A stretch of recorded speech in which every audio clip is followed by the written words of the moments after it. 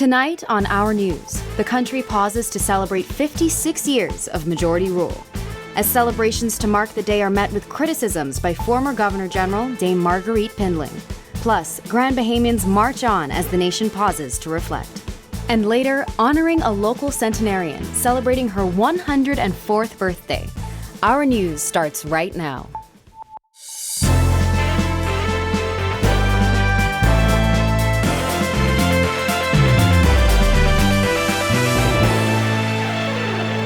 We are celebrating the singular event in Bahamian history that played a significant role in shaping the modern Bahamas we are privileged to experience today.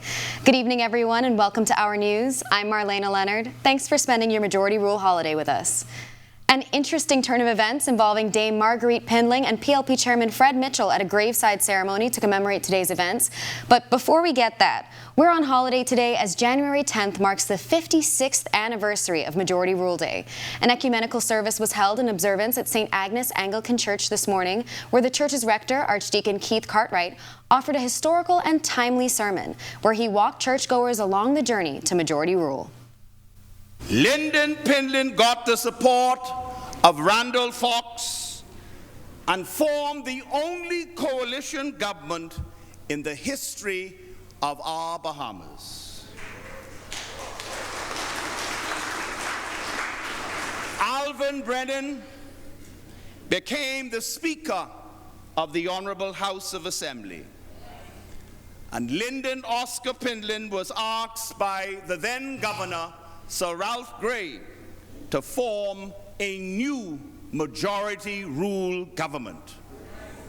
Political power was now in the hands of the masses, and a huge barrier fell on that historic day. In attendance, Education Minister and daughter of Arthur Hanna, Glenys Hanna Martin, who shared her thoughts on the meaning of the landmark moment in Bahamian history.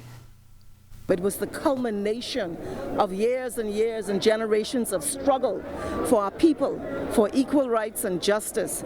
And it was the beginning of a process. And so, culmination and beginning. So the beginning now, and we continue on this journey.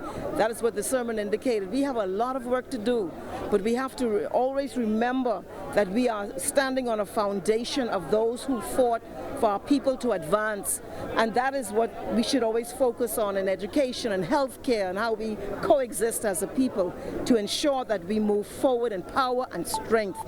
The significant events leading up to and emanating from Majority Rule are etched in our country's rich history. These events are said to define us as a people and are constant reminders of Bahamian values. Candino Knowles has this recap on what brought us to this day. Historians say in many ways it was the Burma Road riots of June 1st, 1942 that started the move towards majority rule. Agitated laborers turned to violent protests, pushing for equal pay regardless of color or nationality. It started at the site we know today as Lyndon Pindling International Airport. The next big event was the general strike of January 1958. The 16-day-long strike shut down the city with widespread participation from almost every worker. From this came the Trade Union and Industrial Conciliation Act and the establishment of the Labor Department. Those strikes also fueled the suffrage movement. In 1957, Mary Ingram led a group of women in protest for the right to vote. The movement formed alliances across the political divide. By 1961, legislation was passed enabling women to vote. It took effect June 30th, 1962. 5 months later, women voted for the first time on November 26th that year. As the winds of social change swept through, political changes happened in tandem. In 1953, the Progressive Liberal Party was formed on the foundation of an earlier movement. 12 years later, on April 27, 1965, history made once again as the father of our nation, Lyndon Pindling, threw the Speaker's mace outside a House of Assembly window, protesting unfair revisions to constituency boundaries proposed by the then governing UBP. These events paving the way to majority rule. It was the culmination of decades of struggle by freedom fighters.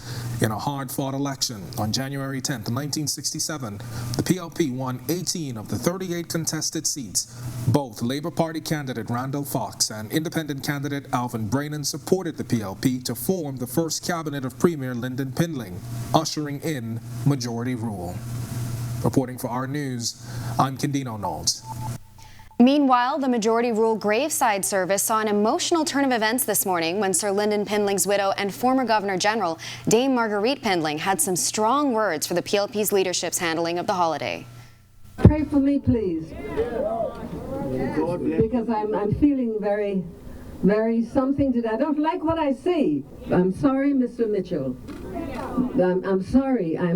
I cannot contain it any longer because you're using this as a stepping stone and I do not appreciate it. And I come here today in respect out of the work that my husband has done along with his other fellow workers in this country. And I don't want anyone to use this to play him cheap because I will not stand for it. I'm sorry, Mr. Prime Minister. I promise you I was going to behave. But I think you all should know who I am by now. And you owe me an apology, and I expect, Mr. Chairman, right now. Harsh words from Dame Marguerite Pindling when she unexpectedly came to the podium at the St. Agnes Anglican Cemetery this morning. Her comments came shortly after she was initially looked over when protocol was being established, and prompts from the audience to remind the speaker were necessary for her to be acknowledged. Her name was also absent from the speaker's list. The leadership was so excited, they forgot I existed. But I just want to let you know I'm alive, doing well, have sound mind, and in good health. When the podium was returned to him, Progressive Liberal Party Chairman Fred Mitchell responded, "If any apology is due, it's due because of the goodness of our heart. It's due because we wanted to pay tribute to your husband. Yes, sir. And it's due because we wanted to move with a quick pace to ensure that that memory is etched in the minds and the collective history of our country. Yes, sir. Come on. No disrespect to you. That's right. We all are here to support you today. You remember when it was just you and I standing up here alone in this graveyard. Right. Know that in our hearts, we love you, we support you, we will do everything to ensure that Lyndon Pindling's memory is etched. His contributions are etched in the history of this country. Yes. We asked him about the interaction after the service. When you get a certain age and stage, you can say whatever you want. I really can't rise to that. That's as simple as that. You know, she is who she is, and she's the widow of the former Prime Minister. She was there at the start, so she's entitled to her views. I don't want to get into ruin this whole occasion by that. I mean, I'm sure it's going to make all the headlines tomorrow and blah, blah, blah, blah, blah. But what you will say from me is I have nothing to say on the matter. She has her views. That's the end of that. Majority rule was a defining moment in our nation's history and the catalyst for the redevelopment of the economy, education, and healthcare, and the introduction of Bahamian empowerment, which years later would inspire a young black girl from 8 Mile Rock to dream. That was Minister for Grand Bahama Ginger Moxie reflecting on her legacy and how the events leading up to this day inspired her journey. Moxie was addressing a Majority Rule Day march over on Grand Bahama that saw hundreds take to the streets in celebration of the efforts of the many freedom fighters who helped to make this day possible. Among them, Majority Rule Day hero Maurice Moore and heroine Cynthia Donaldson. The battle for majority rule was about a country, not partisan petty politics. It was about courage and humility. Majority Rule Day belongs to all Bahamians, black and white, rich and poor, young and old. We've come a long way, we've had a struggle, and now we are moving forward. We thank God for this day. Let's tell the story to our children, to our grandchildren, and sometimes just take the cell phones away from them for a minute, and when these programs are on the air, on the radio, ask the children to listen. Residents marched from the Cathedral of Christ the King Church and also heard from members of the Grand Bahama Independence Committee. We spoke with these residents, young and old, about today's significance. I think that a lot of people get this thing mixed up. I celebrate majority rule because it's not a political thing. It was a matter of fact that the majority of the people were treated like minorities. So I'm old enough to remember the days of Sir Stafford Sands I lived in Jeffrey Johnstone constituency, so I know. In those days, we didn't have war with one another like today where people take it personal. But I'm proud to be a Bahamian. I'm proud to be a Grand Bahamian now for 46 years. It's good, and I enjoy Majority Rule Day.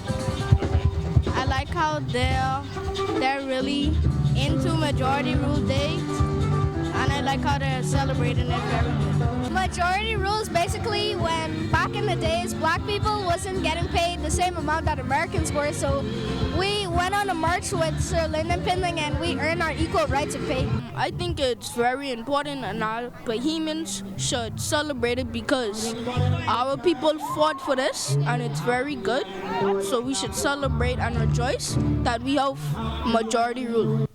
And while celebrations and reflections continue across the country, police are on a manhunt after a 14-year-old girl was sexually assaulted.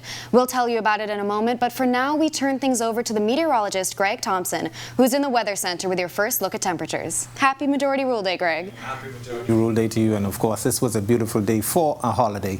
Of course we have a nice air mass out there, and it's providing us with some very nice comfortable temperatures. 73 degrees outside the studios with just a few clouds. Your winds out of the northeast at 7 miles per hour, and your feels-like temperature at 73 degrees. Satellite view, nothing much to talk about. As I mentioned, high pressure remains in charge. We have some high clouds moving from west towards the east, but that high pressure will remain in charge for us for the next couple of days, and then we expect a more significant cold front on Friday that should usher in a real change to the air mass. We're looking for some temperatures in the low 70s, and nighttime temperatures will be in the upper 50s to 60s. That's your first check on weather. Stick with us. A look at your extended forecast is still to come.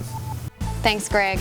Still to come on Our News, the search is on for a man after he allegedly sexually assaulted a 14-year-old girl. Plus, the grim economic picture by World Bank. And later, the pledge by the JCNP that they're making for Junkanoo nationwide. That's coming up when Our News returns.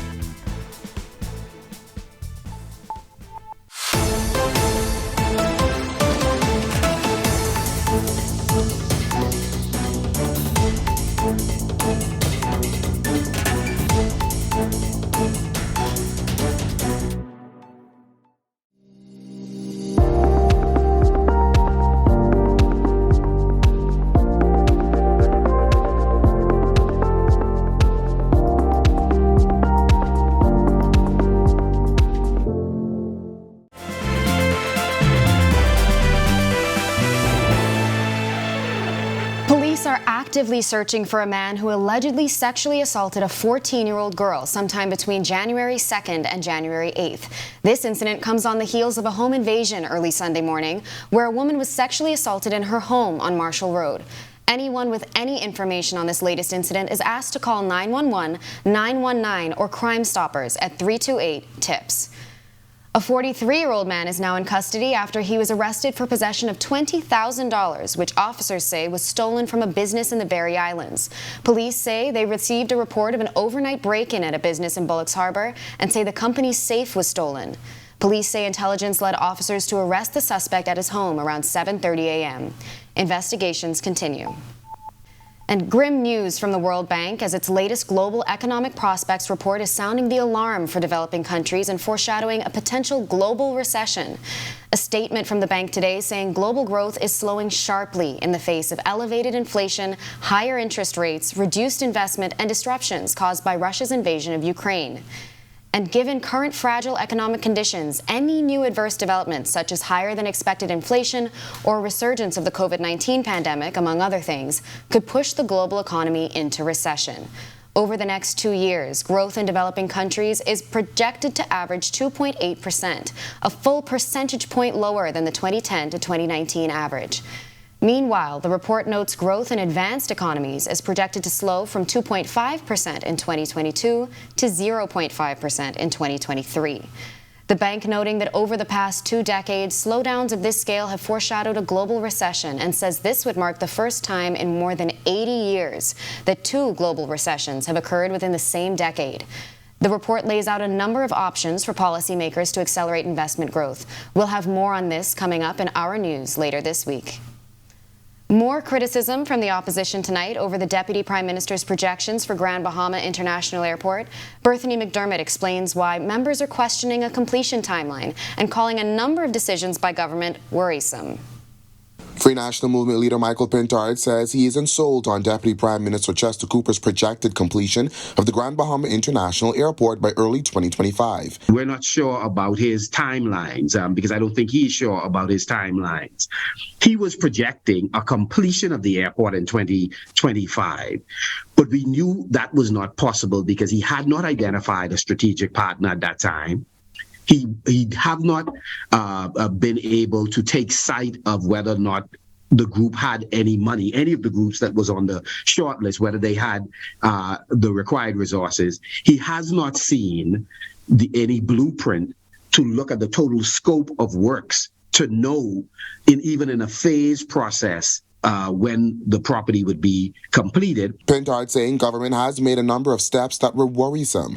The Deputy Prime Minister revealing recently that a company has been identified to purchase the airport, but Pintard says he isn't confident the newly appointed board played any part in the selection process. He reasons that the group that was selected to purchase the airport facility was shortlisted under the former F&M administration. Pintard adding that government has made a number of steps which he says are worrisome. They have only just recently appointed the board that has responsibility for overseeing a lot of the sensitive discussions surrounding any narrowing of the list or shortening of the list of prospective buyers, and then eventual approval of the final group. So that board was recently appointed. Meanwhile, Cooper says the groundbreaking for the new airport will happen in the first quarter of 2023. East Grand Bahama MP Kwesi Thompson weighing in, saying Grand Bahamians are tired. The people of Grand Bahama remain disappointed. The people of Grand Bahama remain frustrated.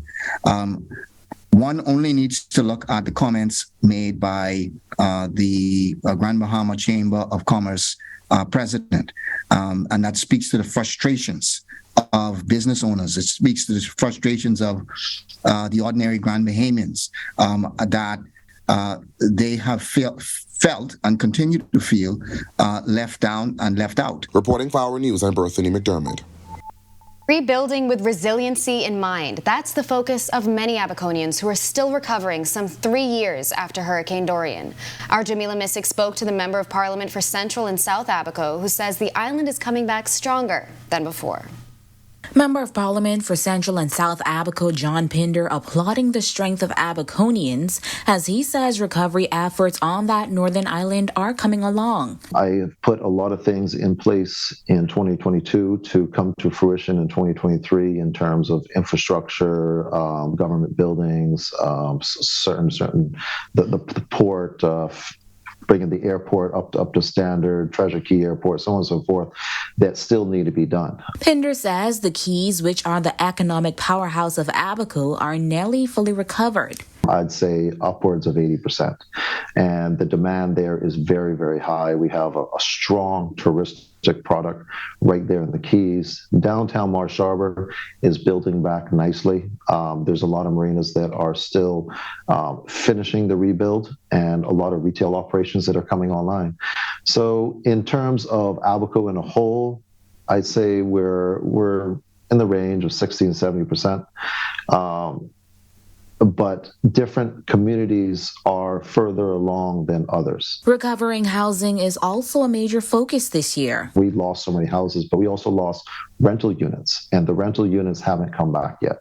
So we have a tremendous ceiling right now in terms of housing, which is stagnating our growth a bit. But that's something that's going to be focused on and pushed forward in 2023. But he says there is a bright side to the situation. The silver lining of all this, Marsh Harbor is being built back stronger and more resilient.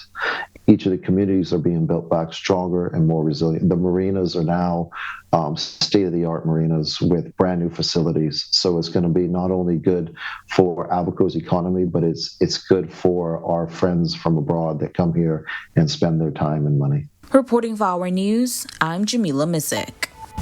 When Our News comes back from the break, how the JCNP plans to help other Family Island junk canoe parades. And later, we'll introduce you to Mrs. Elizabeth, celebrating 104 years. The story when our news returns.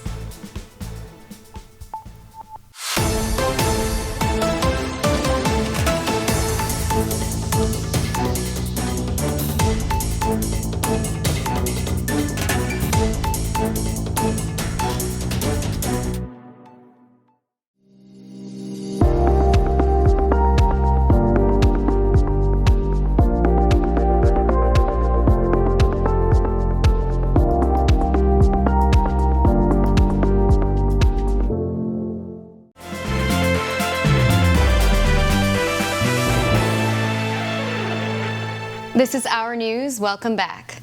A pilot busing program at public schools across the island is said to be moving along successfully as education officials continue to monitor its progress. The program kicked off last week at 15 schools on New Providence, aiming to lessen the number of violent incidents on or near school campuses, especially after school hours. Acting Controller at the Road Traffic Department, Ross Smith, shares the criteria for bus drivers. You must have a public service license in order to be able to drive or to move children or the general public from one place to the other. The other aspect of it is to address the department in themselves and being the kind of role model that our children can emulate. Those are three of the main things that I think were taken under consideration as we choose those persons to take that role to drive our children from school. Meanwhile, the Junkanoo Corporation of New Providence is offering to help other family islands. Chairman Dion Miller telling Our News the organization is willing to help with the overall promotion and execution of Junkanoo throughout the country and says they are assisting the newly formed Junkanoo Corporation of Grand Bahama. I could share that the JCNP has been working with Freeport to organize themselves and to structure themselves similar to the JCNP, and so we're just proud at the level that those guys are working, Huck and all of those guys, and we're here to consult, we're here to share our expertise. We have been doing this for 15 plus years in New Providence, and so we've over the years garnered a lot of do's and don'ts and some things that worked for us, some things that didn't work for us, and so we're in the process of sharing that with Freeport.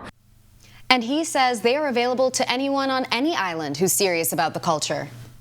We are available as a resource to any island or any body that certainly wants to organize and get themselves together. But the JCNP is a resource to all. But we are in contact with the body in Freeport, lending them advice on how we structure and what we did and how the process was for us, and so they could do the same to assemble and to organize themselves. Still ahead on Our News tonight, Greg is back with your extended forecast when Our News returns.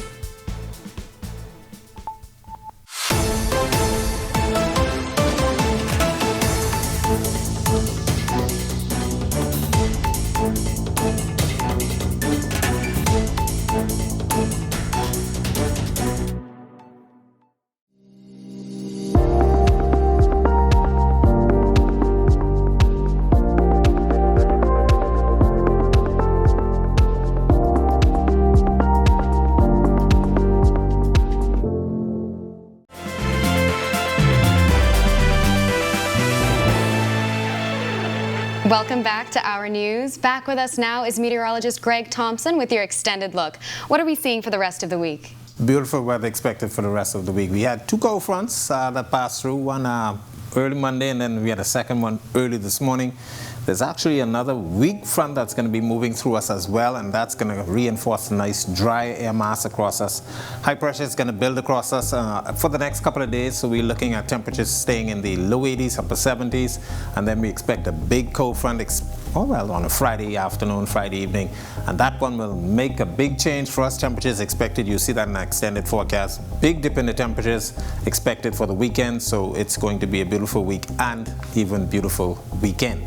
Forecast map showing that weak frontal boundary moving through, a couple of spotty showers with that, but high pressure is going to remain in charge, and that will continue to provide us with nice temperatures and weather conditions. Of course, boating conditions will be very nice until the second front comes through. It should be picking up.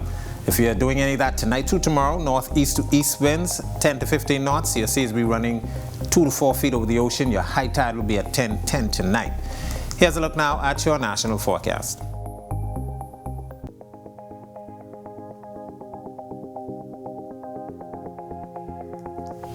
And in your extended forecast, beautiful conditions through Thursday. That frontal boundary expected on Friday. Temperatures will hit the 80-degree mark. A couple isolated showers, but notice those temperatures behind the front. 70 on Saturday, and we expect low 70s into early next week. That's a look at our weather. Back to you, Marlena. Thanks, Greg. I'm definitely looking forward to the cooler temperatures myself. And finally, tonight, she's one of the oldest residents in the country, and she's celebrating another year of life. You'll get to meet her in just a moment as our Joshua Williams shares the story of this local centenarian who's been blessed with more than 100 years. Well, it really doesn't feel any different from being 103. Affectionately called Sister Moses or Miss Betty by those close to her, Mistress Elizabeth has been a staple in her community for a lifetime, and now she celebrates her 140th birthday. She's still full of energy and credits her faith as the pillar she leans upon. The blessings of the Lord. You know, I pray every day for the Lord to help me to live the life that counts, because I do want to be found a fit vessel when Jesus returns.